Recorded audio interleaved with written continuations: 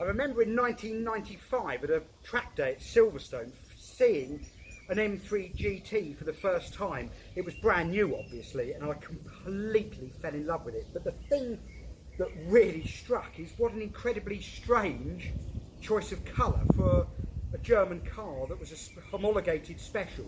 British Racing Green. Still today think that's a very odd choice of colour. This mustn't be mistaken for the British GTs, 50 of them, which were very much badge engineering. They had the external GT parts for those 50 UK cars. But this is one of the 350 left-hand drive proper GTs, which had the engine, the spoilers, everything. It was the real deal, not to be mistaken for one of those UK cars.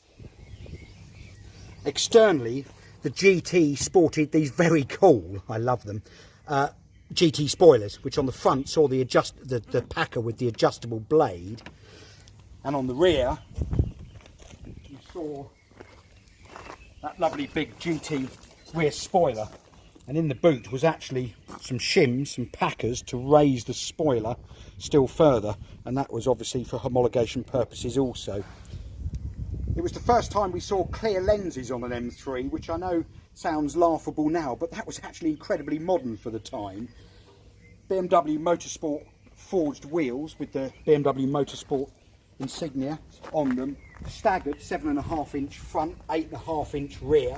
I remember thinking they looked rather meaty back in 1995. And the all-important BMW Motorsport International script on the side moulding there. Just a really nice touch that I loved. So on top of the extra 9 horsepower with the GT engine was a shorter ratio diff, which was 3.23 to 1, but also the real GTs, these 350 cars, actually got very, very subtly tweaked suspension as well, with stiffer motorsport springs and dampers front and rear. The GT also saw a little bit of weight saving with aluminium doors. Everybody back in 1995 fell in love with the interior of a GT. The Mexico green leather and Alcantara was just beautiful with these lovely motorsport flashes in the seats. And carbon, I mean, back in 1995, do remember carbon was still quite a space age material. We really didn't see it very often. It was so cool, and again finished off with that fantastic BMW Motorsport International limited edition insignia above the glove box there.